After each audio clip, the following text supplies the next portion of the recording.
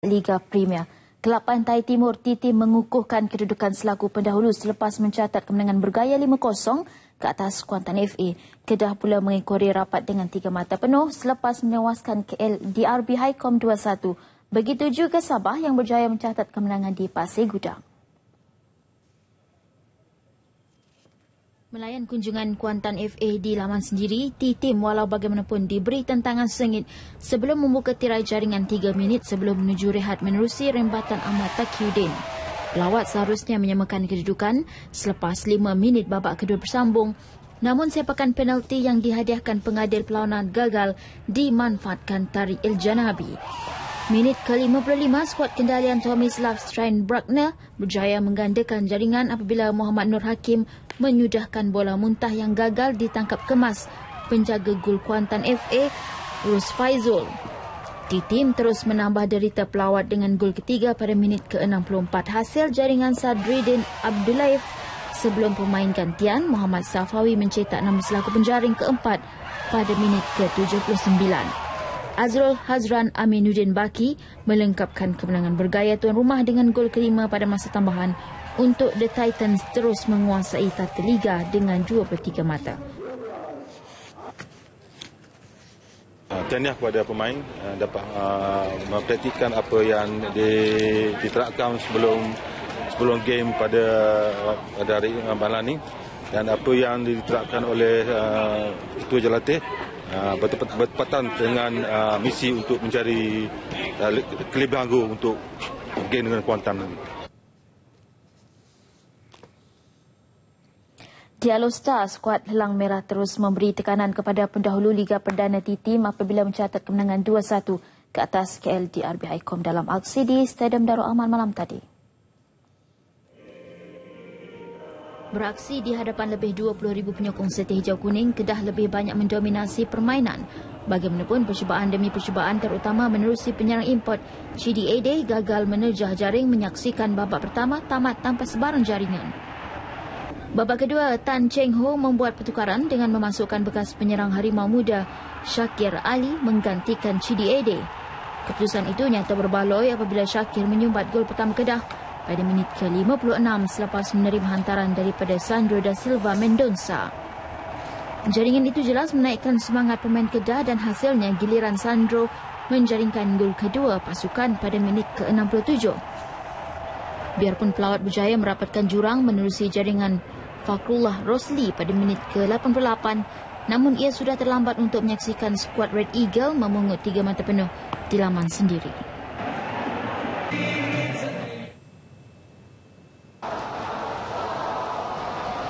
Di Pasir Gudang, Sabah Rhinos bangkit dari ketinggalan 2 gol dengan mengecewakan DDT 2 4-2 untuk membawa pulang 3 mata berharga. Tuan rumah terlebih dahulu di depan menerusi penalti Nicholas Del Monte pada minit ke-8 sebelum penyerang muda Syafiq Shahruddin meledak gol kedua pada minit ke-22. 5 minit sebelum tamat babak pertama, tunggak import Sabah Abdullahi Faye berjaya menyumbat gol pertama pelawat untuk kedudukan 1-2. Pesta gol Sabah bermula pada minit ke-80 dengan jaringan penyamaan dari Ilhaji Diouf sebelum Joel Joseph Chinese meletakkan pelawat di depan dengan gol ketiga pada minit akhir permainan. Joel Joseph melengkapkan kemenangan bergaya Sabah dengan gol keempat pada masa tambahan sekaligus menyaksikan skuad kendalian Mike Mulvey kekal di tangga ketiga dengan 19 mata.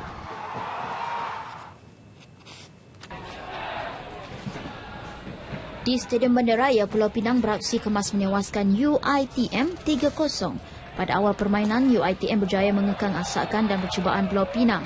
Namun memasuki minit ke-40, Pulau Pinang berjaya di depan mendahului 1-0 melalui sepakan penalti jaringan Lee Gilsun selepas Milton Moreira dijatuhkan dalam kotak penalti.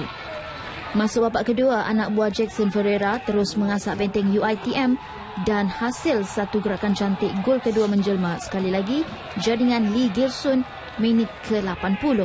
Akhirnya Hilton Mora Moreira mengesahkan kemenangan bergaya. Harimau Kumbang menjaringkan gol ketiga pada masa tambahan.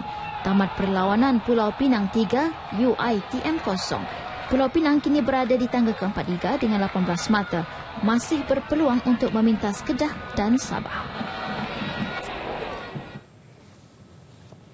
Dalam pada itu, PKNSFC gagal memanfaatkan kelebihan beraksi di laman sendiri apabila diikat seri tanpa jaringan ketika berdepan pasukan tercorot Liga KLSPA. Pada perlawanan yang berlangsung di Stadium MBPJ Kelana Jaya petang semalam, PKNSFC dan KLSPA bermula hambar dengan tiada percubaan berbahaya dilakukan. Ketika permainan menuju rehat, PKNS berpeluang mendahului, namun percubaan Muhammad Faiz Muhammad Isa diselamatkan penjaga gol lawan Muhammad Nur Aizat. Bersambung babak kedua, PKNSFC dan KLSPA memperkemaskan rentak permainan untuk memburu gol kemenangan. Namun ketumpulan jentera serangan kedua-dua pasukan menyaksikan tiada sebarang gol terhasil untuk kedudukan seri tanpa jaringan kekal hingga tamat permainan. Keputusan ini menyaksikan skuad kendalian Ella Barasan kekal di kedudukan kelima Liga dengan 14 mata, manakala KLSPA kekal di tangga tercorot dengan 2 mata.